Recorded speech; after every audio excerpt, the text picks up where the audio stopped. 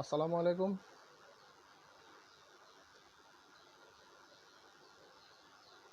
এই মুহূর্তে যে যেখান থেকে বসে আমার এই লাইভ ক্লাসটা দেখছেন সবাইকে স্বাগত জানাচ্ছি। আপনারা সবাই কেমন আছেন? যে আল্লাহর রহমতে আমিও ভালো আছি। দীর্ঘ 6 মাস অতিবাহিত হচ্ছে আমাদের এই যে করোনাকালীন পরিস্থিতির কারণে শিক্ষা প্রতিষ্ঠান বন্ধ থাকায় শিক্ষার্থীদের জন্য ক্লাস কিছুটা বিঘ্নিত হচ্ছে। তারই ধারাবাহিকতায় আমিও আমার প্রতিষ্ঠানের শিক্ষার্থীদের জন্য আজকে থেকে অনলাইন ক্লাস শুরু করছি। তো প্রথমত আমার পরিচয়টা বলি। আমি মোহাম্মদ আমজাদ হোসেন ভূঁইয়া, জয়নগর ওয়াজেদি আলী মাদ্রাসা, কাজিরকিল, সেনবাগ, নোয়াখালী সহকারী শিক্ষক গণিত হিসেবে শিক্ষকতা পেশায় নিয়োজিত আছি। তো আমি সম্মানিত অভিভাবকদের উদ্দেশ্যে বলতেছি, আপনারা আমার এই লাইভ ক্লাসটা শিক্ষার্থীদের জন্য দেখার ব্যবস্থা করবেন এবং শিক্ষার্থীদেরকে সেই অনুযায়ী বাড়িতে পড়ালেখা করার জন্য নির্দেশনা দিবেন। তো ঠিক আছে, কথা বেশি না বলি, আমরা ক্লাসে ফিরে যাই। তো প্রিয় অষ্টম শ্রেণীর শিক্ষার্থীরা, তোমরা সবাই কেমন আছো? আজকে আমি তোমাদের জন্য তোমাদের ক্লাস করতেছি। গত পরশুদিন তোমাদের জন্য আমি একটা অনলাইনে রুটিন প্রকাশ করেছিলাম। তো তোমরা সবাই রুটিনটা হয়তো পেয়েছো, আর যারা পাওনি তাদের উদ্দেশ্যে আমি বলি, তোমাদের আমি সপ্তাহে 3 দিন অর্থাৎ রবিবার, মঙ্গলবার, বৃহস্পতিবার 3 দিনে ক্লাস করব, অনলাইন ক্লাস। তো প্রথমত সকাল 9টা থেকে আমি শুরু করার চেষ্টা করব, যদি বিদ্যুৎ থাকে আর কি। তো 9টা থেকে 10টা পর্যন্ত অষ্টম শ্রেণী ক্লাস করব, রবিবার, মঙ্গলবার, বৃহস্পতিবার। আর দুপুর 12টা থেকে 1টা পর্যন্ত নবম দশম শ্রেণী ক্লাস করব। আর বিকাল 3টা থেকে 12টা থেকে 1টা পর্যন্ত রবিবার, মঙ্গলবার, বৃহস্পতিবার নবম থেকে দশম শ্রেণী ক্লাস করানো হবে। আর বিকাল 3টা থেকে 4টা রবিবার এবং মঙ্গলবার সপ্তম শ্রেণী ক্লাস করব। আর বৃহস্পতিবার বিকাল 3টা থেকে 4টা পর্যন্ত ষষ্ঠ শ্রেণীর গণিত ক্লাস করব। তো ঠিক আছে শিক্ষার্থীরা, তোমরা আসলে আমার মোটামুটি ক্লাস রুটিন অনলাইন আমি নিজে তোমাদের জন্য এই রুটিনটা তৈরি করছি। আর আমার এটা একান্ত ব্যক্তিগত উদ্যোগে আমি আমার অনলাইন ক্লাস করতেছি। যদিও প্রতিষ্ঠান থেকে বলা হয়েছিল ক্লাস করার জন্য, আসলে কিছু কারিগরি ত্রুটি থাকার কারণে ক্লাস করতে পারিনি। তো এখন আমি তোমাদের জন্য আজকে থেকে ক্লাস শুরু করছি। তো এই প্রিয় শিক্ষার্থীরা, তোমরা সবাই কেমন আছো বলো? স্যারও খুব ভালো আছি। প্রথম কথা হচ্ছে, তোমাদের আমি যে সলিউশনগুলো করাবো অর্থাৎ যে অঙ্কগুলো করাবো, তো তোমরা সেই অঙ্কগুলো বোঝার চেষ্টা করবা। আর যদি না বুঝে থাকো তাহলে অবশ্যই কমেন্টস করে স্যারকে জানাবা, কেমন?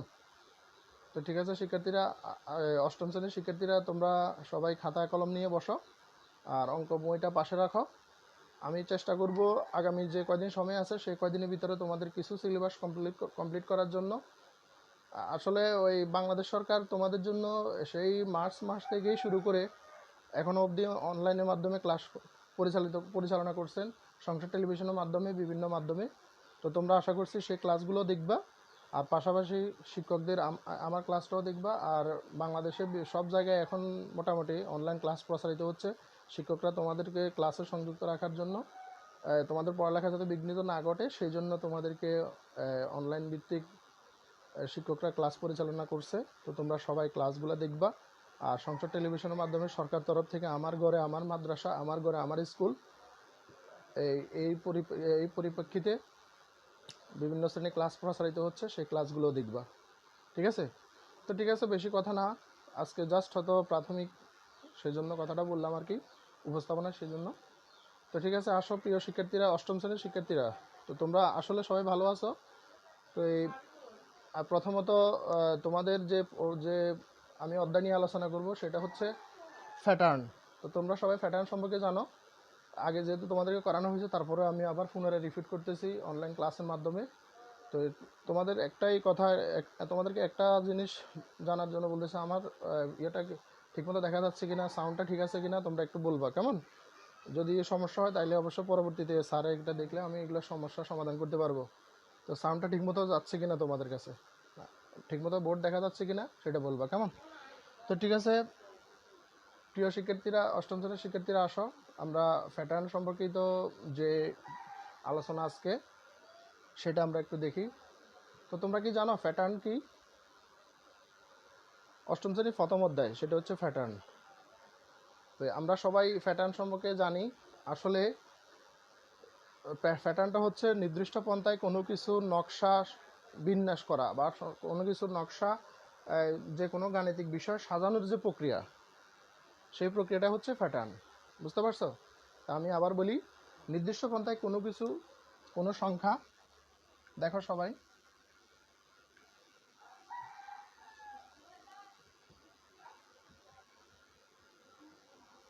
নির্দিষ্ট পন্থায় কোনো সংখ্যা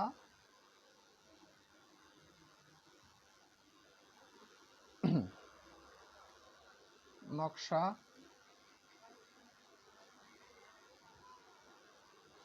তারপর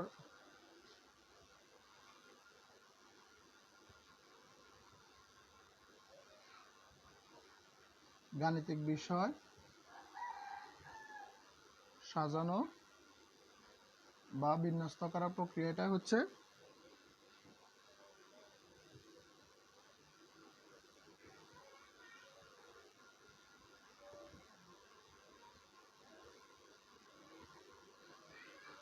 তো দেখো শিক্ষার্থীরা, তোমরা সবাই প্যাটার্নটা কি? নির্দিষ্ট পন্থায় কোনো সংখ্যা নকশা বা গাণিতিক বিষয় সাজানোর বা বিন্যস্ত করার প্রক্রিয়াটাই হচ্ছে প্যাটার্ন।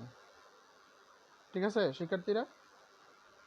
নির্দিষ্ট পন্থায় কোনো সংখ্যা নকশা গাণিতিক বিষয় সাজানোর বা বিন্যস্ত করার প্রক্রিয়াটা হচ্ছে প্যাটার্ন। কেমন?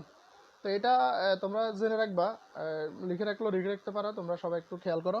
তাহলে নির্দিষ্ট পন্থায় কোনো সংখ্যা নকশা গাণিতিক বিষয় সাজানোর বা বিন্যস্ত করার প্রক্রিয়াটাই হচ্ছে প্যাটার্ন। বুঝতে পারছো? তো ঠিক আছে, আসো সবাই দেখছো কেমন? তো আমি আসলে মুছে ফেলি, তোমরা আরও একটু দেখে নাও। নির্দিষ্ট পন্থায় কোনো সংখ্যা নকশা বা গাণিতিক বিষয় সাজানোর বা বিন্যস্ত করার প্রক্রিয়াটাই হচ্ছে প্যাটার্ন। তোমরা কি জানো প্যাটার্ন কত প্রকার? তো আশা করি তোমরা সবাই জানো প্যাটার্নটা হচ্ছে দুই প্রকার, একটা হচ্ছে সংখ্যা প্যাটার্ন আর একটা হচ্ছে জ্যামিতিক প্যাটার্ন।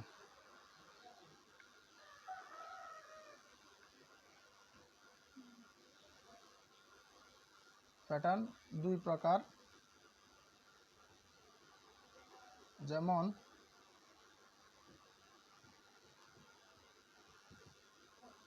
সংখ্যা বা সাংখ্যিক প্যাটার্ন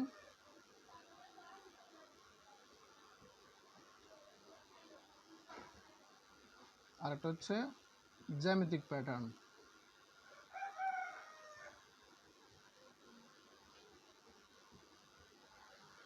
তো আসলে প্যাটার্নটা হচ্ছে দুই প্রকার, একটা হচ্ছে সংখ্যা প্যাটার্ন বা সাংখ্যিক প্যাটার্ন আর একটা হচ্ছে জ্যামিতিক প্যাটার্ন।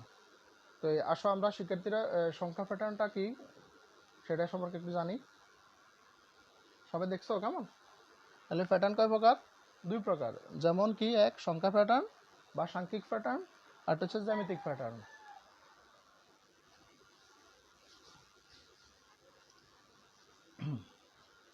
তো এবার আসো আমরা সংখ্যা প্যাটার্নটা একটু বলি, সবাই একটু খেয়াল করো।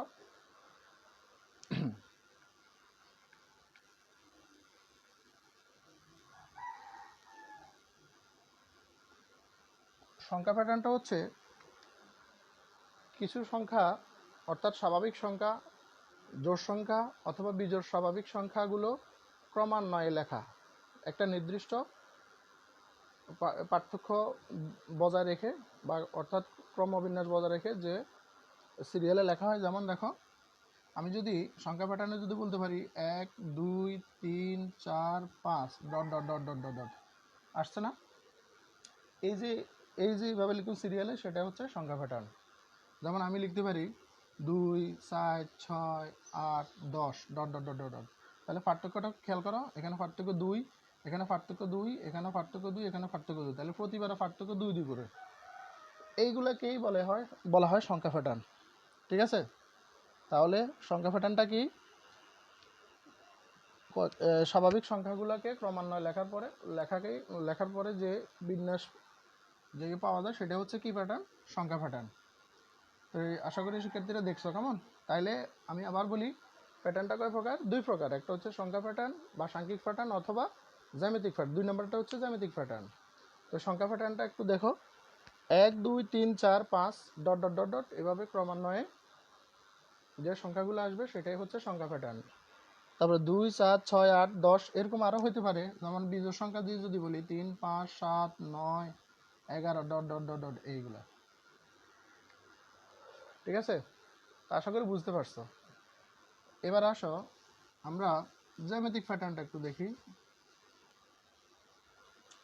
জ্যামিতিক যে প্যাটার্নটা আছে চিত্রের মাধ্যমে, চিত্রের মাধ্যমে যে প্যাটার্ন সেটাই হচ্ছে জ্যামিতিক প্যাটার্ন। কেমন? তো সবাই দেখো চিত্র দিয়ে আমরা, চিত্র বলতে ধরো এখানে যেমন আমি একটা চিত্র আঁকতেছি, খেয়াল করো এখানে আমি কয়টা দিলাম, কয়টা ভাঙ আঁকলাম? 4টা। কেমন? যেমন আমি আবার একটু দেখাই, সবাই একটু খেয়াল করো, 1 2 3 4, এটা হলো প্রথম চিত্র। আবার দ্বিতীয় চিত্রতে দেখো 1 2 3 4। কেমন? আবার যদি দিই 1 2 3 4 এইভাবে, এটা দ্বিতীয় চিত্র। এরপর তৃতীয় চিত্রটা এরকম হবে 1 2 3 4, আবার 1 2 3 4, আবার 1 2 3 4। এই যে এইভাবে তোমার জ্যামিতিক প্যাটার্নগুলো লেখা হয়। আরও হতে পারে, যেমন মনে করো আমি যদি এভাবে করি 1 2 3 4 5, আবার 1 2 3 4 5 6 7 8 9 10 এরকম হতে পারে। আবার 1 2 3 4 5 6 7 8 9 10 11 12 13 14 15 এরকম হতে পারে। ঠিক আছে শিক্ষার্থীরা, এই যে এগুলা হচ্ছে তোমার জ্যামিতিক প্যাটার্ন। কেমন? তো আশা করি সবাই বুঝতে পারছো। সবাই একটু খেয়াল করো। তাহলে এই যে চিত্র দিয়ে, অর্থাৎ কাঠি দিয়ে, দেয়াশলাইয়ের কাঠি হতে পারে, যে কোনো কাঠি বা ধরো যে কোনো বাহু দিয়ে হতে পারে, যে চিত্র অঙ্কন করা সেটা হচ্ছে জ্যামিতিক প্যাটার্ন। তো আশা করি সবাই বুঝতে পারছো। তাহলে আমরা কি বললাম? প্রথমত কথা হচ্ছে প্যাটার্ন কি। তাহলে নির্দিষ্ট পন্থায় আমরা যদি কোনো সংখ্যা বা কোনো কিছু, অর্থাৎ নকশা বা ধরো কোনো গাণিতিক বিষয়কে সাজানোর যে প্রক্রিয়াটা বা সাজানোর যে প্রক্রিয়া সেটাই হচ্ছে তোমার কি প্যাটার্ন। আমরা বলতে পারি প্যাটার্ন কয় প্রকার? প্যাটার্ন 2 প্রকার। একটা হচ্ছে সংখ্যা প্যাটার্ন আর একটা হচ্ছে কি জ্যামিতিক প্যাটার্ন। এরপরে আসো আমরা প্যাটার্ন তো দেখলাম, সংখ্যা প্যাটার্ন কি বা জ্যামিতিক প্যাটার্ন কি সেটা চিত্র আকারে সব উদাহরণ দিয়েও দেখাইলাম। এরপরে আসো তোমাদের বইয়ের মধ্যে যেমন পৃষ্ঠা নম্বর 2-এ তোমাদের জন্য আমরা একটা চাকনি আছে, 2 নম্বর পৃষ্ঠাতে একটা চাকনি আছে, সেটাকে বলে ইরাটোস্থেনিস চাকনি। এই চাকনির সাহায্যে তোমরা খুব সহজে মৌলিক সংখ্যাটা বের করতে পারবা। সবাই কি বুঝতে পারছো? তোমরা কি জানো মৌলিক সংখ্যা কি? জানো? যারা জানো তারা জানো, যারা জানো না তারা দেখো। মৌলিক সংখ্যাটা হচ্ছে এক এবং ওই সংখ্যা ছাড়া। কেমন? এক এবং ওই সংখ্যা ছাড়া যার অন্য কোনো গুণনীয়ক নেই। ঠিক আছে? অর্থাৎ যে সকল সংখ্যা একের চেয়ে বড় বা ওই এক এবং ওই সংখ্যা ছাড়া অন্য কোনো গুণনীয়ক থাকবে না, সেই সংখ্যাটাকেই হচ্ছে মৌলিক সংখ্যা বলে। সবাইকে বুঝতে পারছো? মানে এক এবং ওই সংখ্যা ছাড়া যে সকল সংখ্যার অন্য কোনো গুণনীয়ক নেই সেটা হচ্ছে মৌলিক সংখ্যা। তো সবাই একটু খেয়াল করো, তোমাদের বইয়ের মধ্যে যে একটা চাকনি আছে, আমি সেই চাকনিটা তোমাদেরকে এঁকে দেখাচ্ছি, তোমরা একটু খেয়াল করো। এই চাকনির সাহায্যে খুব সহজে তোমরা মৌলিক সংখ্যাটা নির্ণয় করতে পারবা। সবাই একটু খেয়াল করো। আমরা এখন যে চাকনিটা আঁকতেছি সেই চাকনির নাম কি? ইরাটোস্থেনিস চাকনি। ইরাটোস্থেনিস চাকনি।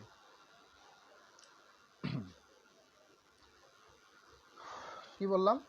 আমরা এখন যে চাকনি মাঝে সেটার নাম কি? ইরাটোস্থেনিস চাকনি। এই চাকনির সাহায্যে আমরা এখন মৌলিক সংখ্যা বের করব। জাস্ট মিনিট, আমি একটু দেখি।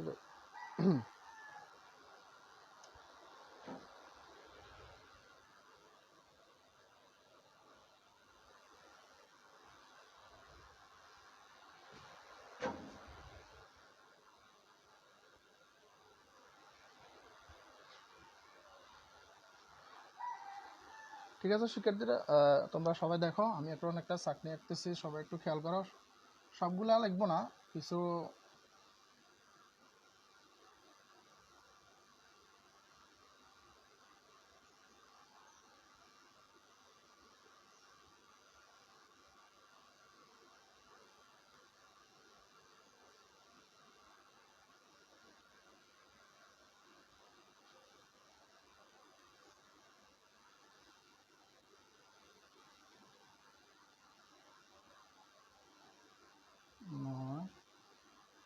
দিয়ে একটা দিই 10।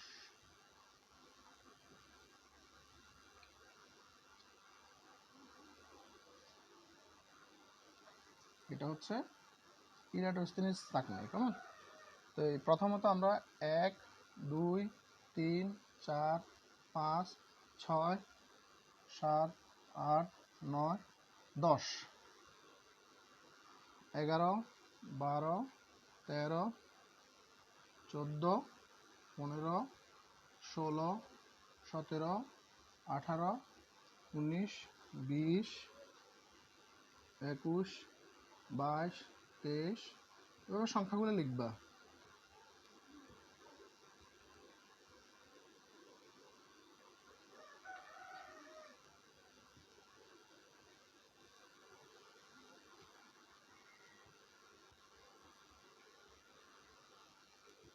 আটত্রিশ, 39, 40, 41, 42, 43, 44, 45, 46, 47, 48, 49, 50।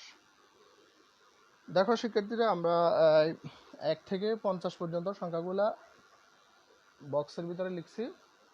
তো আমরা তো সবাই জানি মৌলিক সংখ্যাটা হচ্ছে 1 এবং ওই সংখ্যা ছাড়া বাকি যে সকল সংখ্যাগুলোর অন্য কোনো গুণনীয়ক থাকবে না সেটা হচ্ছে মৌলিক সংখ্যা, কেমন?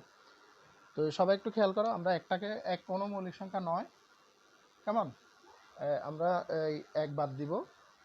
তো সেই ক্ষেত্রে যেমন আমি যদি 2 এর কথা বলি, যেমন 2 এর যে বাকি যে গুণনীয়ক উৎপাদকগুলো আছে সেটা আমরা সংক্ষেপে বললেও এটা বলতে পারি, আমি যদি 2 এর কথা বলি, 2 কিন্তু মৌলিক সংখ্যা, কেমন?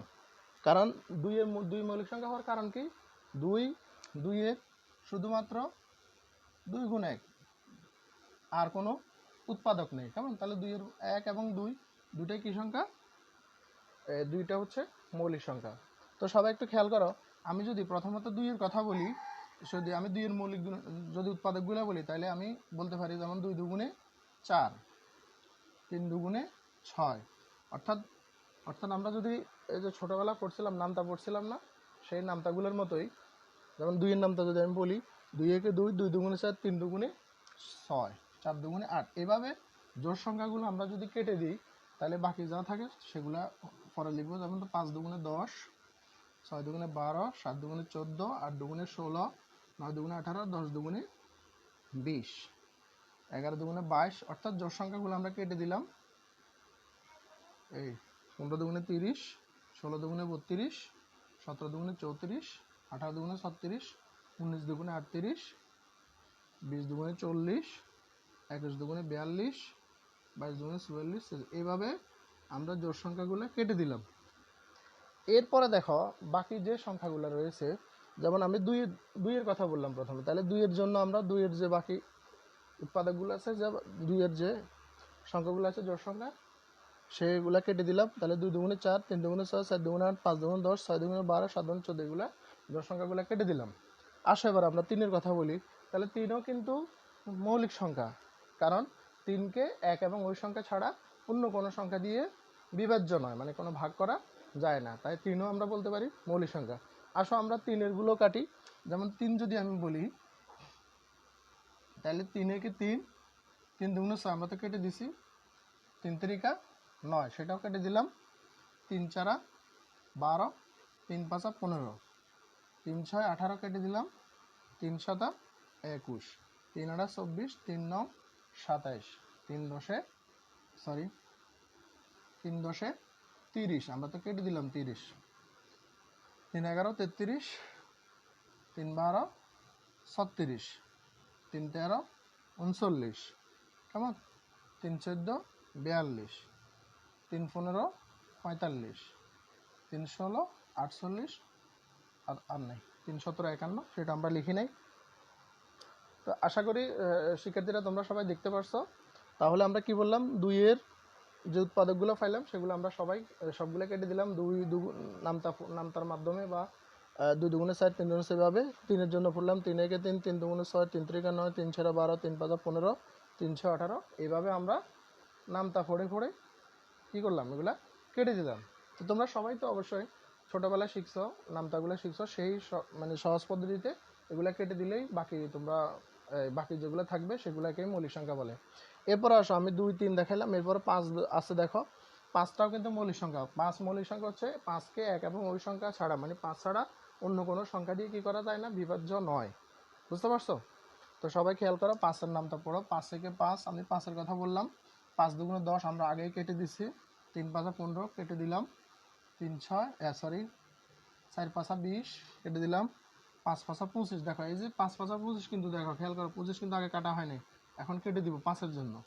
5 30 কাটা আছে, তারপর 5 7 35 কেটে দিলাম, 5 8 40 কাটলাম, 5 9 45 কাটলাম, 5 10 50 কেটে দিলাম। তো শিক্ষার্থীরা তোমরা সবাই আশা করি বুঝতে পারছো, এটা হচ্ছে ইরাটোস্থেনিস চাকনি।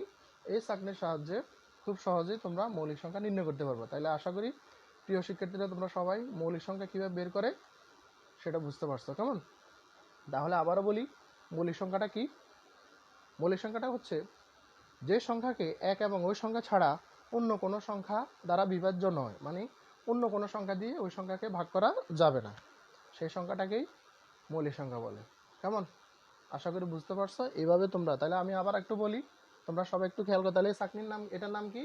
একটা ইরাটোস্থেনিস চাকনি। কেমন? এই ইরাটোস্থেনিস চাকনির মধ্যে প্রথমত 1 কিন্তু মৌলিক সংখ্যা নয়, তাই আমরা একটাকে বাদ দিয়ে দিলাম। এরপর আসো 2 মৌলিক সংখ্যা, কারণ 2-এর 1 এবং ওই সংখ্যাটি ছাড়া অন্য আর কোনো গুণনীয়ক নাই, তাই আমরা 2কে মৌলিক সংখ্যা বলবো। তাহলে 2-এর নামটা পড়ো। 2 দুগুণে 4, 3 দুগুণে 6, 4 দুগুণে 8, 5 দুগুণে 10, 6 দুগুণে 12, 7 দুগুণে 14, 8 দুগুণে 16, 9 দুগুণে 18, 10 দুগুণে 20। এভাবে আমরা ক্রমান্বয়ে কি নামটা পড়ে এগুলো আমরা কেটে দিলে বাকি যা থাকবে তা অন্যগুলা সংখ্যা দিয়ে কাটবা।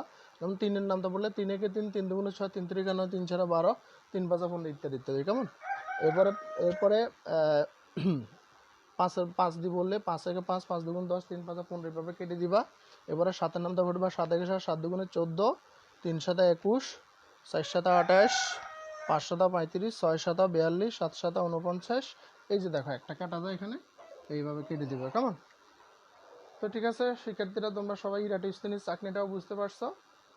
এরপরে আসো আমরা তোমাদের বইয়ের একটা অঙ্ক দেখি, তোমাদের পৃষ্ঠা নম্বর 3-এর উদাহরণ 2। তা উদাহরণ 2 আসলে আমি এখন জাস্ট প্রাথমিক একটা আলোচনা করতেছি, তোমাদের জন্য অঙ্ক করাবো, অঙ্কগুলো দেখবা পরে। আমি এখন তোমাদেরকে একটা উদাহরণ 2-এর একটা অঙ্ক দিয়ে বুঝাচ্ছি, অঙ্কগুলো তোমরা কীভাবে করবে, প্যাটার্নের অঙ্কগুলো সবাই একটু খেয়াল করো। আমরা আসলে ওই বাড়িতে ক্লাস করতেছি, তো সেই জন্য বাইরে থেকে ডিস্টার্ব হচ্ছে, তো তোমরা অন্য কিছু মনে করো না। তো সবাই একটু খেয়াল করো, আমি তোমাদেরকে যেমন একটা সংখ্যা লিখি 1 4 9, কেমন? এরপরে 16 25 এখানে লিখলাম। কেমন? তো সবাই দেখো, এটা আমি একটা তালিকা লিখলাম। কেমন? এখানে প্রথমত লিখবা তালিকার সংখ্যাগুলো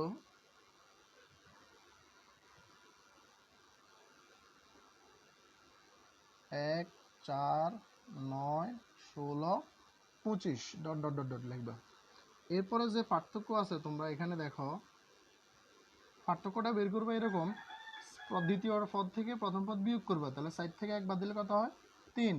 এরপরে তৃতীয় পদ থেকে দ্বিতীয় পদ বিয়োগ করবা, কত? 9 থেকে 4 গেলে 5। এবার 16 থেকে 9 বাদ দিলে কত হয়? 7। এরপর হলো 9। এইভাবে দেখো তো, 1 1-এর পরে 4, 4-এর পরে 9, 9-এর পরে 16, 16-এর পরে 25। এই সংখ্যাগুলোর পার্থক্য আমরা বের করতে পারলাম। 4 থেকে 1 বিয়োগ করলে হয় 3, 9 থেকে 4 বাদ দিলে হয় 5, 16 থেকে 9 গেলে হয় 7, আর 25 থেকে 16 বিয়োগ করলে হয় 9। দেখো তো, একটা নির্দিষ্ট সংখ্যা পরপর সংখ্যাগুলো বাড়তেছে না? অর্থাৎ 3-এর পরে 5, 5-এর পরে 7, 7-এর পরে 9। আমরা যদি বলি এই যে পরে আমি যদি বলি 3টা সংখ্যা বের করো, বা 2টা সংখ্যা বের করো, বা 4টা সংখ্যা বের করো, সেই সংখ্যাগুলো আমরা বের করতে পারবো এভাবে। তো প্রথমত লিখবা, লক্ষ্য করি সংখ্যাগুলো কত করে বাড়ছে, প্রতিবার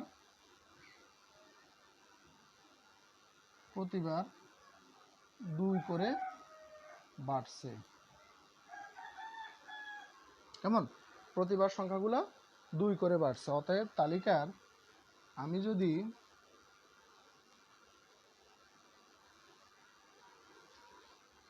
তালিকার পরবর্তী যতটাই বলি, পরবর্তী সংখ্যা যদি বলি, তাহলে বের করবা কিভাবে, খেয়াল করো। এই যে এখানে সংখ্যা কত আছে, 25, পরবর্তী সংখ্যা সমান, এই যে আমি যদি 25 লিখি, যোগ চিহ্ন দিবা, এই যে সংখ্যাটা দেখো, এটা কিন্তু লেখা যাবে না, কারণ আমার একটা নির্দিষ্ট পার্থক্য হচ্ছে 4 থেকে 1 বিয়োগ করার পরে 3 আসছে, এই বিয়োগ পার্থক্য, এটা পার্থক্য, এটা পার্থক্য, এটা পার্থক্য বের করে এগুলো পাইলাম। 4 থেকে 1 বিয়োগ করলে 3, 9 থেকে 4 গেলে 5, 16 থেকে 9 গেলে 7, 25 থেকে 16 গেলে হচ্ছে 9। তাহলে এরপরে যে সংখ্যাটা আসবে সেটা হচ্ছে কত, 11। তাহলে আমরা লিখতে পারি 25 যোগ 11 সমান কত, 5 1 6 2 1 3, এই 36। তাহলে তোমাদেরকে যদি পরীক্ষা যদি এরকম অঙ্ক আসে, তোমরা প্রথমত পার্থক্য বের করবা। তো পার্থক্যটা একটা খেয়াল করবা, সংখ্যাগুলো কীরকম করে বাড়তেছে, সেই অনুযায়ী তোমরা পার্থক্যটা বের করে পরবর্তী সংখ্যা একটা বলো, পরবর্তী সংখ্যা 2টা বলো, 3টা বলো, 4টা বলো, সেভাবে লিখবা। এখন আমি যদি বলি, এটা তো তালিকার পরের সংখ্যা পেলাম 36, কেমন? তাইলে যদি বলি তালিকার পরের সংখ্যা, এর পরের সংখ্যা যদি বলি, তাহলে এর পরের সংখ্যাটা কত হবে বলো তো? তাহলে 36-এর সাথে কত যোগ হবে বলো? এই যে এখানে পরের সংখ্যাটা পাইলাম 36, তাহলে তারপরে কত? তারপরে হবে 36 যোগ কত, 13। এই যে এখানে 9-এর পরে 11 আমি যে যোগ করলাম না, তাহলে তারপরের সংখ্যা হবে কত, 36 যোগ 13। বুঝতে পারছো সবাই? এটা হচ্ছে তোমাদের বইয়ের উদাহরণ 2-এর অঙ্কটা। তো তোমরা সবাই দেখবে অঙ্কটা, কেমন? এবার আসো, আমি তোমাদের জন্য আরও একটা গুরুত্বপূর্ণ যে অঙ্কটা পরীক্ষায় আসে বেশিরভাগ ক্ষেত্রে, সেটা হচ্ছে মানে তোমাদের সৃজনশীল প্রশ্নের ঘ নম্বরের মধ্যে আসে, যোগফল বের করো, কেমন? মানে স্বাভাবিক ক্রমিক সংখ্যার যোগফল বের করো। তো আমি তোমাদের বইয়ের 3 নম্বর পৃষ্ঠার স্বাভাবিক ক্রমিক সংখ্যার যোগফলটা একটু খেয়াল করো। তোমাদেরকে আরও একটা কথা বলি, এই ক্ষেত্রে এটা করার আগে আরেকটা জিনিস রয়ে গেছে আমার। তোমরা কি সবাই জানো ফিবোনাক্সি সংখ্যা কি? ফিবোনাক্সি, এটা সম্পর্কে তোমরা কি জানো ফিবোনাক্সি সংখ্যা কি? ফিবোনাক্সি সংখ্যা তো তোমরা যারা জানো তারা জানো, আর যারা জানো না তাদের জন্য বলছি। পাশাপাশি দুইটি সংখ্যার যোগফল, আবার বলি, পাশাপাশি দুইটি সংখ্যার যোগফল পরবর্তী সংখ্যার সমান হওয়াকে ফিবোনাক্সি সংখ্যা বলে, কেমন? আবার বলি, পাশাপাশি দুটি সংখ্যার যোগফল পরবর্তী সংখ্যার সমান হলে যে সংখ্যা পাওয়া যায় তাকেই ফিবোনাক্সি সংখ্যা বলে। তো তোমাদের বোঝার সুবিধার্থে আমি লিখে দিচ্ছি, আবার লিখে দিচ্ছি, দেখো, পাশাপাশি দুটি সংখ্যার যোগফল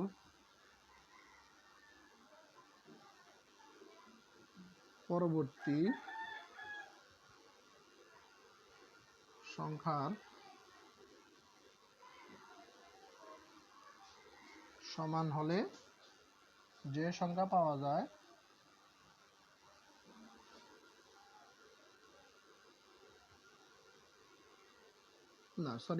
পাশাপাশি দুটি সংখ্যার যোগফল পরবর্তী সংখ্যার সমান হলে আমরা সেটাকেই কি বলতে পারি?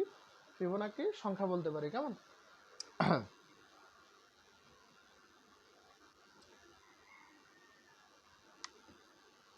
পাওয়া যায়, তাই ফিবোনাক্সি সংখ্যা। তো আশা করি বুঝতে পারছো, সবাই একটু আবার খেয়াল করো। পাশাপাশি দুটি সংখ্যার যোগফল পরবর্তী সংখ্যার সমান হলে আমরা যে সংখ্যা পাই ক্রমান্বয়ে একটা পরে একটা পাই, সেটাকে আমরা ফিবোনাকি সংখ্যা বলতে পারি। কেমন? তো প্রিয় শিক্ষার্থীরা, তোমরা সবাই আশা করি ফিবোনাকি সংখ্যা কি বুঝতে পারছো। কেমন? তো আসো আমরা আরো একটা উদাহরণ দিই, তাইলে আবার দেখো সবাই। পাশাপাশি দুটি সংখ্যার যোগফল পরবর্তী সংখ্যার সমান হলে যে সংখ্যা পাওয়া যায় তাই হচ্ছে ফিবোনাকি সংখ্যা। বুঝতে পারছো? এটা তোমাদের বইতে আছে, যদিও বইতে সংখ্যাটা নাই, তারপরেও তোমরা লিখে নিতে পারো। দেখো সবাই, পাশাপাশি দুটি সংখ্যার যোগফল পরবর্তী সংখ্যার সমান হলে যে সংখ্যা পাওয়া যায় সেটাই হচ্ছে ফিবোনাকি সংখ্যা। কেমন? তো আমি তোমাদের উদাহরণটা একটু লিখি। যেমন আমি যদি বলি 0 1 1 2 3 5 8 13 21 dot dot dot dot dot. দেখো তো, আমি একটা উদাহরণ লিখতেছি তোমাদের জন্য, এটাকে ফিবোনাকি সংখ্যা বলে। তো সবাই একটু খেয়াল করো।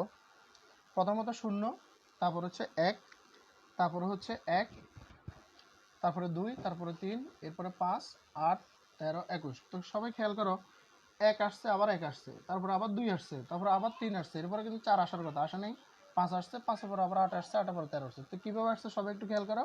আমি যদি 0 যোগ 1 লিখি সমান কত হয়? 1, মানে এই দুইটা যোগ করলে কত? 1 হয়। আবার আমি যদি এই দুইটা যোগ করি, 1 যোগ 1 সমান কত? 2। এই যে 2 আসছে, দেখছো? তাহলে 0-র সাথে 1 যোগ করলে কত পাইলাম? 1 পাইলাম। আবার 1-এর সাথে যদি 1 যোগ করি কত পাবো? 2 পাবো। আবার আমি যদি 2-এর সাথে যদি 1 যোগ করি কত হবে? 3। এই যে দেখো, 2-এর সাথে যদি আমি 1 যোগ করি 3 পাইলাম। আবার আমি যদি 3-এর সাথে 2 যোগ করি কত পাবো? 5। 5-এর সাথে 3 যোগ করলে 8, 8-এর সাথে 5 যোগ করলে পাবো 13, 13-এর সাথে 8 যোগ করলে পাবো 21। তো প্রিয় শিক্ষার্থীরা, তোমরা আশা করি বুঝতে পারছো। আবার খেয়াল করো, এই 0-এর সাথে যদি আমি 1 যোগ করি কত পাবো? 1 পাবো। 1-এর সাথে 1 যোগ করলে 2, 2-এর সাথে 1 যোগ করলে 3, 3-এর সাথে 2 যোগ করলে হবে 5, 5-এর সাথে 3 যোগ করলে হবে 8, 8-এর সাথে 5 যোগ করলে হবে 13, 13-এর সাথে 8 যোগ করলে হবে 21, 21-এর সাথে আবার 13 যোগ করলে সামনে যা আসবে তা। কেমন? এই যে দেখো, পাশাপাশি দুটি সংখ্যা যোগ করলে পরবর্তী সংখ্যার সমান। তাহলে কি বললাম?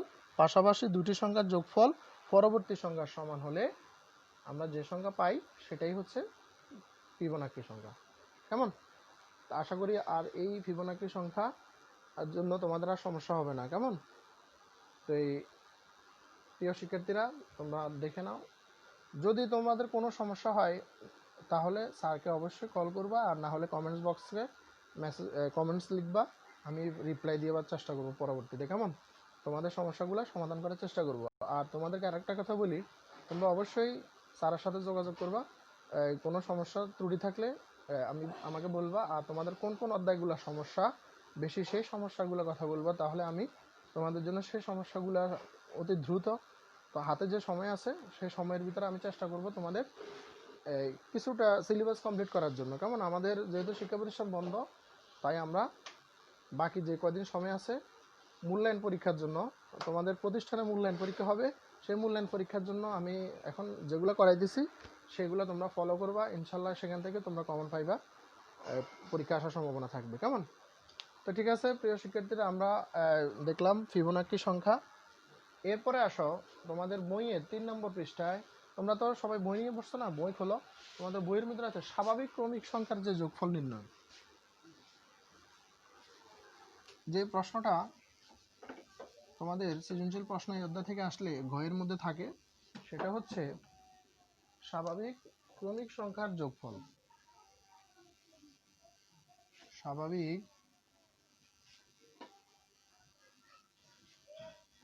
ক্রমিক সংখ্যার যোগফল নির্ণয়। তো স্বাভাবিক ক্রমিক সংখ্যা আসলে স্বাভাবিক সংখ্যা কি? স্বাভাবিক সংখ্যা হচ্ছে 0 থেকে 9 পর্যন্ত, অথবা 0 থেকে 9 পর্যন্ত সংখ্যাগুলোকে আমরা স্বাভাবিক সংখ্যা বলি। তো সেই ক্ষেত্রে আমি যদি স্বাভাবিক সংখ্যার যোগফলের জন্য আমি যদি একটা সংখ্যা ধরি ক সমান, এই দেখো স্বাভাবিক সংখ্যা এগুলাকে বলে 1 2 3 4 5 6 7 8 9 10। এই 1 2 3 4 5 6 7 8 9 10 সিরিয়ালে লিখলাম। আবার যদি লিখি উল্টা থেকে লিখি, উল্টা দিক থেকে লিখি 10 যোগ 9 যোগ 8 যোগ 7 যোগ 6 যোগ 5 যোগ 4 যোগ 3 যোগ 2 যোগ 1। খেয়াল করো, স্বাভাবিক সংখ্যার যোগফলকে আমি ক বললাম, মানে সমষ্টি যদি ক ধরি তাহলে আমি লিখতে পারি 1 যোগ 2 যোগ 3 যোগ 4 যোগ 5 যোগ 6 যোগ 7 এভাবে লিখলাম 10 পর্যন্ত। সেম উল্টাভাবে 10 9 8 7 6 5 4 3 2 1 লিখলাম। তো আমি এগুলো এখন যোগ করব, কেমন? তো যোগ করতে হলে দেখো তো ক এর সাথে ক যোগ করলে কি হয়? 2 ক, অর্থাৎ এখানে দুইটা ক আছে, সরি, ক যোগ ক সমান 2 ক। এরপরে দেখো আমি এগুলো যোগ করলাম, দেখো 10 এর সাথে 1 যোগ করলে হয় কত? 11। তো প্রথম সংখ্যা হলো 1, দ্বিতীয় সংখ্যা হলো 10, এরপর হচ্ছে 2 যোগ 9, কেমন? এরপর হচ্ছে 3 যোগ 8, dot dot dot dot dot, কেমন? এভাবে তোমাদের লাস্ট সংখ্যা হচ্ছে 10 যোগ 1, ঠিক আছে, অর্থাৎ 10 যোগ 1 এই পর্যন্ত আসবে। তো সবাই একটু খেয়াল করো, আমরা এখানে প্রথমত ক সমান লিখলাম 1 যোগ 2 যোগ 3 যোগ এভাবে ক্রমান্বয়ে 10 পর্যন্ত লিখছি। আবার উল্টা দিক থেকে লিখলাম ক সমান 10 যোগ 9 যোগ 8 যোগ 7 যোগ এভাবে লিখে 1 পর্যন্ত লিখছি। আমি আসলে স্বাভাবিক ক্রমিক সংখ্যার যোগফলগুলো তোমাদেরকে দেখাচ্ছি। তো ক এর সাথে ক যদি আমি যোগ করি কত হবে? 2 ক, কেমন? তাহলে 1 যোগ 10, তাহলে 10 আগে যোগ করলে কত হয়? 11। 2 যোগ 9, 3 যোগ 8, 4 যোগ 7, 5 যোগ 6, 6 যোগ 5 এভাবে ক্রমান্বয়ে যোগ করবো, কেমন? তাহলে আমরা এখানে কয় জোড়া পাবো? যোগফল কয় জোড়া পাবো? দেখো তো 1 2 3 4, এখানে 10 পর্যন্ত আছে না? তাহলে আমি যদি লিখি 2 ক সমান 1 যোগ 10, অর্থাৎ প্রথম পদ যোগ কি পদ? শেষ পদ। প্রথম পদ যোগ শেষ পদ, তাহলে আমরা এখানে কয় জোড়া পাইলাম? 10 পদ, 10 পদ পেলাম, কেমন? তাহলে আমরা এইভাবে যোগফল কয়টা পাবো? 10টা। তাহলে এখানে 10 একে যোগ করলে 11, 9 2 11, 8 3 11, এইভাবে ক্রমান্বয়ে আমি 10টা 11 পাবো, কেমন? তো সবাই একটু খেয়াল করো, তাহলে 10 1 হচ্ছে প্রথম পদ, 10 হচ্ছে শেষ পদ। আর আমি যে এখানে যে জোড়াগুলো করলাম সেই জোড়াগুলোর মধ্যে এখানে কয়টা জোড়া পাইলাম? 10 জোড়া, অর্থাৎ সেই 10 জোড়াকে বলে আমরা 10 পদ বললাম, কেমন? তো আমরা এটা এখন লিখতে পারি 2 ক সমান, এই যে 1 এর জন্য লিখতে পারি কি পদ? প্রথম পদ, যোগ 10, এটা হচ্ছে কি পদ? শেষ পদ লিখতে পারি। আর এটা হচ্ছে কি? 10, এটা হচ্ছে পদ সংখ্যা। তো আশা করি সবাই একটু খেয়াল করো, আমরা এখন সমষ্টি বের করতেছি, অর্থাৎ স্বাভাবিক ক্রমিক সংখ্যার যোগফল, ঠিক আছে? তো অর্থাৎ তোমাদের সৃজনশীল প্রশ্নে ঘয়ের মধ্যে যদি আসে এততম সংখ্যা, অর্থাৎ প্রথম 100তম সংখ্যা বা শততম সংখ্যা অথবা প্রথম 60টি সংখ্যার যোগফল বের করো, সেই যোগফল বের করার জন্য তোমরা এই প্রক্রিয়াতে করতে পারো। তাহলে আমরা বলতে পারি 2 ক সমান 1 যোগ 10, 2 যোগ 9, 3 যোগ 8, এভাবে আমরা 10 জোড়া যোগফল পাবো। কত? 11 যোগ 11 যোগ 11 যোগ 11 ইত্যাদি। এরপরে আসো, তাহলে 2 ক সমান লিখতে পারি 1 যোগ 10, তাহলে এই যে দেখো আমরা এখানে যে 10টা লিখছি সেই 10টা হচ্ছে পদ সংখ্যা, অর্থাৎ আমরা এখানে কয় জোড়া পাবো? 1 2 3 4 5 6 7 8 9 10, 10টা 11 পাবো। তো সেই জন্য আমরা এখানে লিখলাম 10, কেমন? তাহলে তুমি এখানে 1 যোগ 10 কেন? তুমি 1 যোগ 10 লিখতে পারো, 10 লিখে গুণ দিবে। আবার 2 ক সমান কত? এই যে একটা, আমি যে এখানে 1 লিখছি, এই একটা হচ্ছে কোন পদ? প্রথম পদ। আর এই যে 10টা লিখছি, এই যে দেখো 10, 10টা হচ্ছে শেষ পদ। তাহলে 2 ক সমান প্রথম পদ যোগ শেষ পদ, আর এই যে 10 লিখছেন গুণ পদ সংখ্যা। তো আমরা দেখো এখান থেকে আমি যদি কটা লিখি তাহলে আমার দুইটা এদিকে নিচে আসলে কি হবে? প্রথম পদ যোগ শেষ পদ গুণ কি হবে? পদ সংখ্যা, ঠিক আছে? এটা হচ্ছে সমষ্টি নির্ণয়ের সূত্র। তো সবাই এই সূত্রটা জেনে নিবা। তাহলে সমষ্টি সমান প্রথম পদ যোগ শেষ পদ ডিভাইডেড বাই 2, অর্থাৎ 2 গুণ কি সংখ্যা? পদ সংখ্যা। তোমাদের যে কোনো স্বাভাবিক সংখ্যার, ক্রমিক স্বাভাবিক সংখ্যার বলো, যে কোনো সংখ্যার যোগফল বের করতে হলে স্বাভাবিক ক্রমিক সংখ্যার যোগফল বের করতে তোমরা এই সূত্র অবলম্বন করে তোমরা এই যোগফল বের করতে পারবা, ঠিক আছে? তো প্রিয় শিক্ষার্থীরা, তাহলে আবার বলি, দেখো এটা আমি বের করলাম স্বাভাবিক ক্রমিক সংখ্যার যোগফল একবার ধরলাম ক সমান 1 থেকে 10 পর্যন্ত লিখছি যোগ চিহ্ন দিয়ে, আবার পরবর্তীতে ক সমান লিখলাম 10, যে উল্টা দিক থেকে আবার লিখে আসছি এভাবে লেখার পরে যোগ করে এগুলা কর সাথে ক যোগ করলে হবে 2ক 1 যোগ 10 যোগ 2 যোগ 9, এভাবে জোড়া করবা। জোড়া করার পরে দেখো এখানে কয় জোড়া পাইবা, অর্থাৎ 10 এর সাথে 1 যোগ করলে 11, এখানে 11 পাইবা কয়টা, 10টা। তাহলে 10টা যদি 11 পাও, অর্থাৎ 11 যোগ 11 যোগ 11 যোগ 11 যোগ 11, এভাবে 10টা 11 পাইবা। তো সেহেতু আমরা লিখতে পারি 2ক সমান 1 যোগ 10, তাহলে আমরা কয়টা পদ পাইলাম, 10টা। তো সেখান থেকে আসছে 10টা পদ। তোমরা দেখবে এখানে গুণে দেখবা মোট পদ আছে কয়টা, কেমন। তো সেই পদগুলো এখানে লিখবা। তো এখানে এটা বলে প্রথম পদ, যোগ 10কে বলে শেষ পদ, আর গুণ এখানে যে 10 লিখলাম সেই 10টা হচ্ছে পদ সংখ্যা। তাহলে ক সমান কি হবে, আমি এই যে 2টা লিখছি, এখান থেকে 2 আসার পরে 2টা নিচে চলে গেছে, তাহলে প্রথম পদ যোগ শেষ পদ ভাগ 2 গুণ পদ সংখ্যা। ঠিক আছে প্রিয় শিক্ষার্থীরা, তোমরা আশা করি স্বাভাবিক ক্রমিক সংখ্যার যোগফলটা বুঝতে পারছো। তো আমরা এখন তোমাদেরকে, তোমরা যদি বুঝতে সমস্যা হয় তাহলে বলবো অবশ্যই, স্যারের পরবর্তীতে আবার তোমাদের জন্য প্রয়োজন আবার এই ক্লাসটা আবার রিপিট করব, বুঝছো না। তো সবাই একটু খেয়াল করো, আমরা পরবর্তীতে এই তোমাদের জন্য স্বাভাবিক সংখ্যা, এরপরে দেখি আমি বিজোড় একইভাবে বিজোড়ও কিন্তু একই রকম। সবাই একটু খেয়াল করো, বিজোড়টাও কিন্তু একই রকম, বিজোড় স্বাভাবিক সংখ্যাও কিন্তু একই রকম। তাহলে আমরা তোমাদের পৃষ্ঠা নম্বর 5-এর বইয়ের 5 নম্বর পৃষ্ঠায় সবাই একটু খেয়াল করো, সংখ্যাকে দুটি বর্গের সমষ্টি রূপে প্রকাশ করো। সংখ্যাকে কিসের সমষ্টি রূপে, দুটি বর্গের সমষ্টি রূপে প্রকাশ করো, কেমন। তো সবাই একটু খেয়াল করো,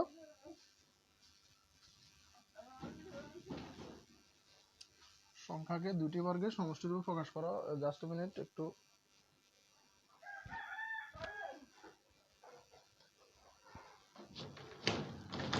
আপনারা মানা করছেন কথা কইতে নাই, এনে ক্লাস করিয়েন না, আপনি কথা কনের জ্ঞান।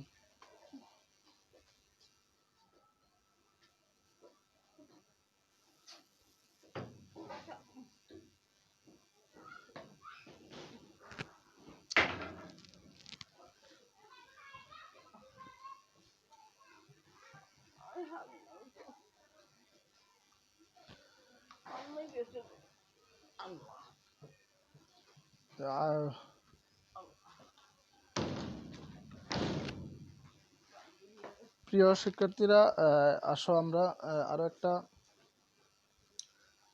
আসলে বাড়িতে ক্লাস করতেছি তো এই জন্য সমস্যা হইতেছে। তো ঠিক আছে, আসো আমরা এখন সংখ্যাকে দুটি বর্গের সমষ্টি রূপে প্রকাশ করো, যেটা তোমাদের কয়ের ভিতরে থাকতে পারে, ক প্রশ্নের ভিতরে অনেক সময় আসে। সংখ্যাকে দুটি বর্গের সমষ্টি রূপে প্রকাশ করো।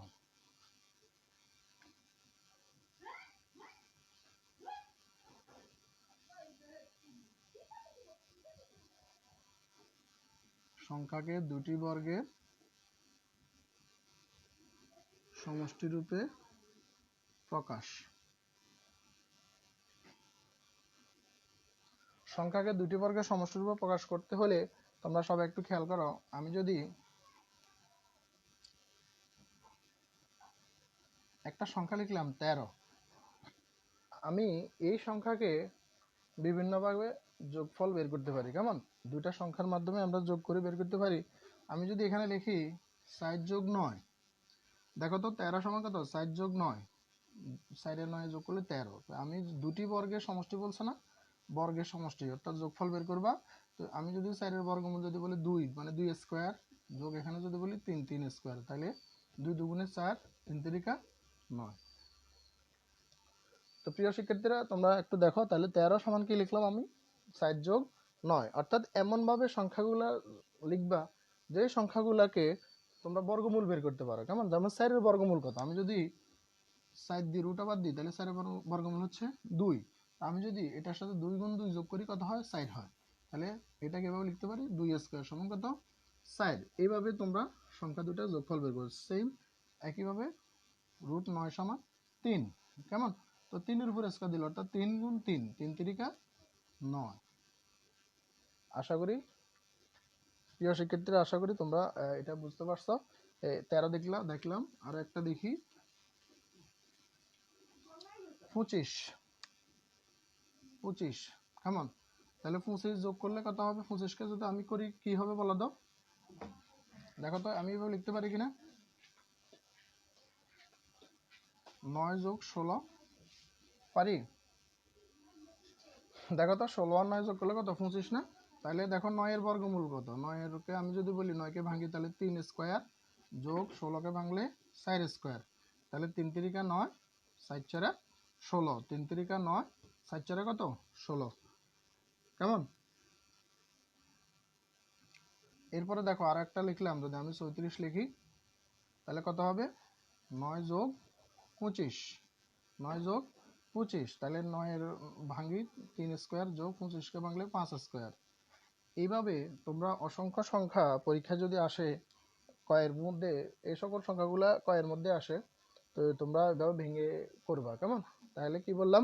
25কে ভাঙলে 9 যোগ 16, তাহলে 9 এর বর্গমূল হচ্ছে 3, অর্থাৎ 3 এর উপর স্কয়ার দাও, 3 3 9, আর 16 হলো 4, 16 বর্গমূল 4, তাহলে 4 এর উপর স্কয়ার দিলে 4 4 16। আর 34 যদি বলি 9 যোগ 25, তো সেম 3 3 9, আর 5 5 কত? 25। আশা করি বুঝতে পারছো। এরপরে আসো আরেকটা যদি বলি 50, যদি বলে 50কে দুটি বর্গের সমষ্টি রূপে প্রকাশ করো, তাহলে 50কে দুটি বর্গের সমষ্টি রূপে প্রকাশ করতে হলে কিভাবে লিখবা? 1 যোগ 49, 1 যোগ কত? 49, তাহলে অবশ্যই বলবা 1 স্কয়ার যোগ 7 স্কয়ার। বুঝতে পারছো? তাহলে দেখো 50 সমান কি হবে? 1 যোগ 49। এইভাবে তোমরা কি করতে পারো? লিখতে পারো। এরপরে ধরো আরো একটা দিলাম 65, 65 দিলে 65কে ভাঙো, 65কে ভাঙলে কত হবে? 16 যোগ 49, 9 6 15, 4 5 6। কেমন? তাহলে 16 আর 9 যদি 49, তাহলে 16 এর বর্গমূল কত? 4, 4 এর উপর স্কয়ার দিবা, 49 এর বর্গমূল 7, 7 এর উপর স্কয়ার দিবা, তাহলে 65 হয়ে যাবে। কেমন? তো ঠিক আছে প্রিয় শিক্ষার্থীরা, তোমরা আজকে তোমাদের স্বাভাবিক সংখ্যা দুইটার বর্গের সমষ্টি দেখতে পারলাম, সংখ্যা দুটির বর্গের সমষ্টির উপর প্রকাশ সেটা দেখলা। ঠিক আছে? তো আজকে আমি তোমাদের জন্য আজকে তোমাদের প্রথম থেকে, অর্থাৎ প্রথম ক্লাস প্রথম থেকে যখন শুরু করলাম তখন সেখান থেকে আমি তোমাদের কি কি পড়াইলাম? প্যাটার্ন পড়াইলাম, প্যাটার্ন কত প্রকার ও কি কি সেটা বললাম, প্যাটার্ন বিভিন্ন উদাহরণ দিয়ে বুঝাইছি, অর্থাৎ সংখ্যা প্যাটার্ন, জ্যামিতিক প্যাটার্ন বুঝাইলাম। এরপরে ইরাট ও স্থানীয় চাকনির সাহায্যে কীভাবে মৌলিক সংখ্যা নির্ণয় করবা সেটাও দেখাইলাম। আর এরপরে তোমাদের স্বাভাবিক ক্রমিক সংখ্যা ফিবোনাক্কি সংখ্যা কাকে বলে, ফিবোনাক্কি সংখ্যা কি সেটাও তোমাদেরকে দেখাইলাম। আর প্রথম ক্রমিক স্বাভাবিক সংখ্যা যোগফল কিভাবে বের করে সেটাও দেখাইলাম। আর যোগফল বের করার যে সূত্রটা সেটাও তোমাদেরকে বললাম, সমষ্টি সূত্র, প্রথম পদ যোগ শেষ পদ গুণ পদ সংখ্যা ভাগ 2। ঠিক আছে? শিক্ষার্থীরা যোগফল বের করতে হলে তোমাদের এই সূত্রটা ব্যবহার করতে হবে, তো তোমরা সেই সূত্রটা ভালো করে শিখবা। কেমন? তাহলে অঙ্ক করতে তোমাদের কাজে লাগবে। এরপরে তোমাদেরকে সংখ্যা থেকে কিভাবে একটা সংখ্যা থেকে কিভাবে দুটি বর্গের সমষ্টি প্রকাশ করা যায় সেটাও তোমাদেরকে এখন দেখাইলাম। সংখ্যাকে দুটি বর্গের সমষ্টিরূপে প্রকাশ করা। তো তোমাদের জন্য আরো একটা কথা বলি, তোমাদের সামনে আমি যে আরো একটা জিনিস আনতেছি সেটা হচ্ছে মজার অঙ্ক, সেটার নাম হচ্ছে ম্যাজিক বর্গ। সেটা কি? ম্যাজিক বর্গ। কেমন? তো প্রিয় শিক্ষার্থীরা, ম্যাজিক বর্গটা তোমাদের জন্য আজকে, আচ্ছা আজকেই করাই, আমি আগামী দিন থেকে তোমাদের জন্য নতুন কিছু করব। তো ঠিক আছে, সবাই আবার এবার আসো। তাহলে এটা বুঝতে পারছো? কেমন? সংখ্যাকে দুটি বর্গের সমষ্টিরূপে প্রকাশ করো। তাহলে 25 ভাঙলাম, কিভাবে ভাঙবা আশা করি বুঝতে পারছো। কেমন? দেখো এভাবে। এরপরে তোমাদের ম্যাজিক বর্গ। ম্যাজিক বর্গ, ম্যাজিক মানে কি? জাদু। কেমন?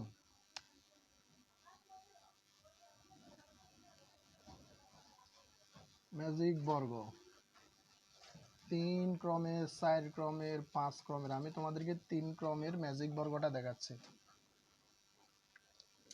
ম্যাজিক বর্গটা কি?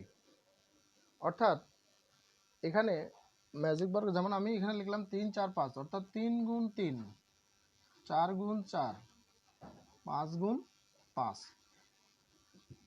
এভাবে উপরে নিচে পাশাপাশি সব দিকেই সমান বক্স থাকবে। কেমন? যেমন আমি যদি 3 গুণ 3 ক্রমে যদি ম্যাজিক বর্গ করি তাহলে আমি দেখো 1 1 2 3 1 2 3 দেখো তাহলে এই পাশাপাশিও 3টা উপর নিচেও 3টা কেমন এবারে কোনায় কোনায়ও 3টা অর্থাৎ আমি এখানে এমন সংখ্যা বসাবো যে সবগুলা উপর নিচে যোগ করলে একই যে সংখ্যা পাবো পাশাপাশি যোগ করলে একই সংখ্যা পাবো কেমন কোনায় কোনায় গুণ করলে সেম একই সংখ্যা পাবো তো তোমরা সবাই এটা অনেকেই জানো তারপরে আমি সহজ পদ্ধতি বলে দিচ্ছি এগুলো বের করার একটা সহজ পদ্ধতি আছে সেই সহজ পদ্ধতিটা হচ্ছে তোমরা এখানে যে কত সংখ্যা হবে কেমন এখানে এখানে কি মানে সংখ্যাটা কত হবে তোমরা সেটা বের করতে হলে একটা সূত্র আছে সেই সূত্রটা আমি তোমাদেরকে বলি যদি আমি একটা সংখ্যাকে যদি ক বলি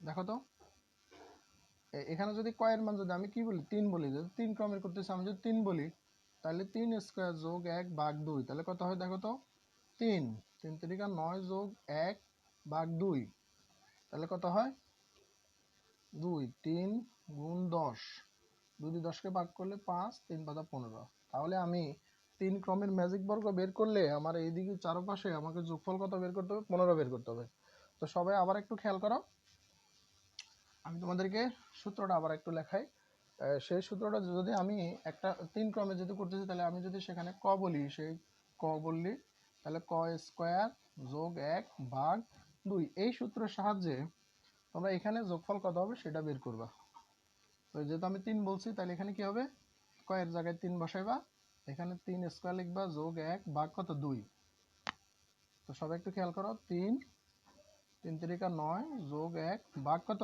2 তাহলে 3 লিখলাম 3 গুণ 9 একে যোগ করলে 10 ভাগ 2 তো 2 10কে ভাগ দিলে 5 তাহলে 3 5 কত 15 সবাই একটু খেয়াল করো তাহলে ক লিখলাম ক স্কয়ার যোগ 1 ভাগ 2 তো ক এর জায়গায় আমি 3 ক্রমে করতেছি 3 ক্রম 4 ক্রম হলে 4 ক্রম লিখবা 5 ক্রম হলে 5 লিখবা তাহলে 3 × 3 স্কয়ার যোগ 1 ভাগ 2 তো 3 লিখলাম 3 3 9 যোগ 1 ভাগ 2 তো 3 গুণ লিখবা 9 কে যোগ করলে 10 তাহলে 2 10কে ভাগ দিলে হয় 5 তাহলে 3 5 কত 15 তাহলে আমরা এখানে উপরে নিচে যোগ করলে 15 পাশাপাশি যোগ করলে 15 সবগুলা 15ই হবে আমি যদি যোগ করি কেমন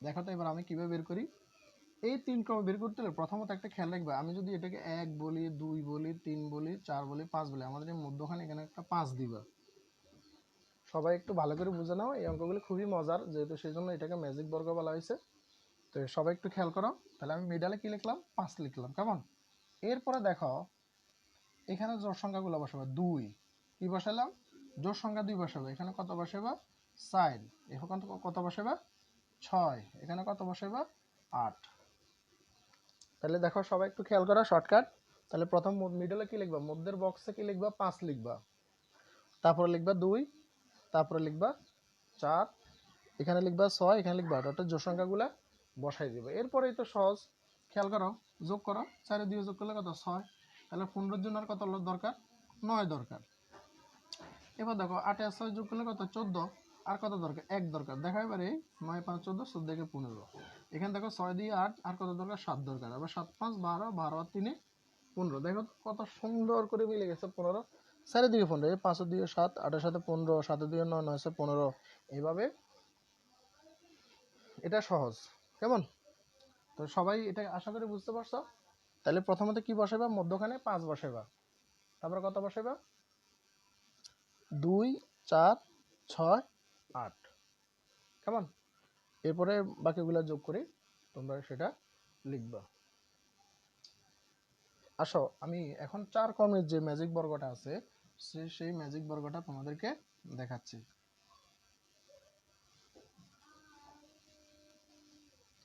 তাহলে ম্যাজিক বর্গ আমি এখানে লিখি আবার 4 ক্রমের তাহলে 4 ক্রমের হলে কত 4 গুণ 4 তো আমি প্রথমত সূত্রটা লিখি ক স্কয়ার যোগ 1 ভাগ 2 তো 4 ক্রমে লিখলে 4 4 স্কয়ার যোগ 1 ভাগ 2 তো তো সমান 2 দুগুণে 4, সেটাও লেখা যায় 2 16 যোগ 1, তাহলে 17, 2 গুণ 17, 17 দুগুণে কত 36। তাহলে 4 ক্রমের ম্যাজিক বর্গ করতে হলে আমাকে দুই দিকেই কি বলি, 4 দিকেই কি মিলাইতে হবে 36 যোগফল বের করতে হবে। তো সবাই একটু খেয়াল করো, 4 বসালাম, 4 স্কয়ার যোগ 1 ভাগ 2, 2 দুগুণে 4, 2 4 4 16 যোগ 1, তাহলে 16 কে যোগ করলে হবে 17, 17 দুগুণে 36। বুঝতে পারছো সবাই? আসো আমরা এখন দেখো সবাই, আমরা একটা বক্স করি 4 ক্রমের। সবাই একটু ভালো করে দেখো, এটা বুঝে নাও, ভালো করে বুঝো। 1 2 3 4। আমি এটা থেকে আরো একটা লিখতে পারি, আরেকটা বানাই, সবাই বোঝার সুবিধার্থে এদিকে আরো একটা দিলাম, 1 2 3 4। তাহলে আমি এখন কি করলাম, এটাকে 4 ক্রমের ম্যাজিক বর্গ বলা হয়, 4 ক্রমের। কেমন? তাহলে সব দিকে কত মিলাবো, আমি 36 মিলাবো।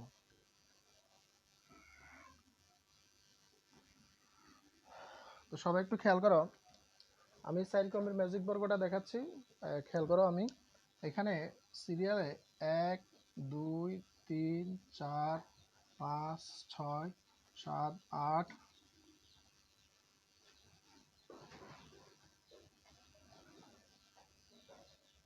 এই আমার এখানে 16টা ঘর আছে, আমি 16টা ঘরটাকে লিখলাম। কেমন? সবাই একটু খেয়াল করো। তাহলে 4 ক্রমের ম্যাজিক বর্গটা কি লিখলাম দেখো, 1 থেকে 16 পর্যন্ত সিরিয়ালে লিখবা, 1 2 3 4 5 6 7 8 9 10। এখন দেখো আমার যে এখানে একটা কোনায় কোনায় যে একটা ইয়ে আছে, দেখো এই কর্নারে কর্নারে যে সংখ্যাগুলো আছে, আমি এখন সেই সংখ্যাগুলা এখানে লিখবো। কেমন? সবাই একটু খেয়াল করো। না সরি, সেই সংখ্যাগুলো আমি লিখলাম 1 4 6 7 10 11 13 16। সবাই একটু খেয়াল করো। তাহলে কোনায় কোনায় যে সংখ্যাটা হয়, তাহলে আবার আবার সবাই একটু খেয়াল করো, 1 2 3 4 5 6 7 8 9 10 11 12 13 14 15 16। এখন যে কোনায় কোনায় যে সংখ্যাগুলো পাইলাম, আমরা সেই সংখ্যাগুলো এখানে লিখলাম। দেখো 1 6 11 16 4 7 10 13। সবাই খেয়াল করো। তাহলে আমরা এখানে কি করবো, এগুলো সব মানে পাশাপাশি 34 মিলাবো। সবাই একটু খেয়াল করো আবার। তাহলে এটা হলো 4 ক্রমের ম্যাজিক বর্গ। কিভাবে করবো খেয়াল করো, এই যে এখান থেকে দেখো আমি 1 2 3 4 সিরিয়াল লিখলাম না, লেখার পরে একটু খেয়াল করো, এই যে এখান থেকে একদম নিচ থেকে আমি যদি এটাকে যদি 1 বলি, তাহলে এখানে কত আসবে 2, এখানে কত আসবে 3, এটা কত 4, এটা কত 5, এটা কত 6 7 8 9 10 11 12 13 14 15। দেখো তো এবার 34 হয় কিনা যোগ করে দেখো, 15 একে 16, 16 আর 14 কত 30, 30 এর সাইডে 34, মিলছে? এদিকে তাকাও, 1 12 একে 13, 13 আর 8 21, 21 আর 13 34। সেম এখানে দেখো, কোনায় কোনায় দেখো, 6 একে 7, 11 আর 7 18, 18 আর 16 36। তো প্রিয় শিক্ষার্থীরা, এটা হচ্ছে 4 ক্রমের ম্যাজিক বর্গ। তো আশা করি তোমরা জিনিসটা বুঝতে পারছো, যদিও তারপরেও আমি আবার তোমাদেরকে বুঝাচ্ছি, সবাই একটু খেয়াল করো। তাহলে আমরা প্রথমত দুইটা বক্স করব। 4 ক্রমের ম্যাজিক বর্গের জন্য কয়টা বক্স করবা? দুইটা বক্স করবা। তো করার পরে উপরে নিচে 4টে 4টে করে ঘর দিবা, 1 2 3 4 5 6 7 8 এভাবে সিরিয়ালে সংখ্যাগুলো বসাইবা। কেমন? বসানোর পরে এই যে কর্নারে যে কোনায় কোনায় যে সংখ্যাগুলো আছে, এই কর্নারের সাথে এই কর্নারে, এই কর্নারের সাথে এই কর্নারে যে সংখ্যাগুলো আছে, সেই সংখ্যাগুলো লিখবা। অর্থাৎ প্রথমত 1 লিখবা, 6 লিখবা, 11 লিখবা, এবারে 16 লিখবা, এরপরে এখানে লিখবা 4 7 10 13। এই সংখ্যাগুলো এখানে লিখবা। লেখার পরে এই যে দেখো আমি এখানে 1 লিখছি, এই একটাকে এখানে আনবা। ধরো 16-র মধ্যে মনে করো 1 বললাম, তারপর 2 লিখবা, 3 লিখবা, 4 লিখবা, 5 লিখবা, 6 লিখবা, 7 8 9 10 11 12 13 14 15 16। এই সংখ্যাটা তোমরা লিখবা। কেমন? এটাই হচ্ছে 4 ক্রমের ম্যাজিক বর্গ। তো আশা করি প্রিয় শিক্ষার্থীরা তোমরা এটা বুঝতে পারছো। তো তোমাদেরকে যদি 5 ক্রমের ম্যাজিক বর্গটা তোমরা কি পারবা নাকি স্যারে করে দেব? আচ্ছা, তাহলে সেম একই জিনিস 5 ক্রমের ম্যাজিক বর্গটা আজকে আর করাচ্ছি না, আমরা আগামী ক্লাসে আগামী দিন তোমাদের জন্য 5 ক্রমের ম্যাজিক বর্গটা করাবো। তো তোমরা যদি পারো 5 ক্রমের ম্যাজিক বর্গটা করবে। কেমন? তাহলে আজকে আমি তোমাদের জন্য যা যা করাইছি সেটা আবার মনে করাই দিই। সবাই একটু খেয়াল করে, আজকে তোমাদেরকে প্যাটার্ন করাইছি। প্যাটার্ন কাকে বলে, প্যাটার্ন কত প্রকার, কি কি প্যাটার্ন সম্পর্কিত কয়েকটা উদাহরণ দেখাইছিলাম। এরপরে তোমাদেরকে ইরাটোস্থেনিস চাকনির সাহায্যে কীভাবে মৌলিক সংখ্যা বের করা যায় সেটা করাইছিলাম। এরপরে ফিবোনাক্কি সংখ্যা কাকে বলে, ফিবোনাক্কি সংখ্যা কি সেটা উদাহরণ দিয়ে বুঝাইছিলাম। এরপরে প্রথম স্বাভাবিক ক্রমিক সংখ্যার যোগফল কিভাবে নির্ণয় করে এবং কি এর সূত্রটা কি সেটা দেখাইছিলাম। এরপরে যে কোনো একটা সংখ্যা থেকে কিভাবে দুটি বর্গের সমষ্টিরূপে, মানে অর্থাৎ সংখ্যাকে দুটি বর্গের সমষ্টিরূপে কিভাবে প্রকাশ করা যায় সেটাও শিখেছিলাম। আর সর্বশেষ তোমাদের জন্য ম্যাজিক বর্গ 3 ক্রমের আর 4 ক্রমের দুইটা ম্যাজিক বর্গ সহজ পদ্ধতিতে তোমাদের জন্য দেখাইলাম। কেমন? তো আগামী ক্লাসে তোমাদেরকে আমি 5 ক্রমের ম্যাজিক বর্গটা তোমাদেরকে দেখাই দিব। আর বাকি সামনে কি কি বাকিগুলো আমি দেখাবো। কেমন? তো প্রিয় অষ্টম শ্রেণীর শিক্ষার্থীরা, তোমরা আগামী ক্লাসে অর্থাৎ আগামী দিন সকাল 9টায় এইভাবেই ক্লাসের জন্য বসে যাইও খাতা কলম নিয়ে। কেমন? তো আজকে যেগুলো করেছি তোমরা সেগুলো দেখবা। আশা করি তোমরা সবাই বুঝতে পারছো। আর না বুঝতে পারলে স্যারকে অবশ্যই কমেন্টসে জানাবে। কেমন? তো সবাই ভালো থাকো। আল্লাহ হাফেজ।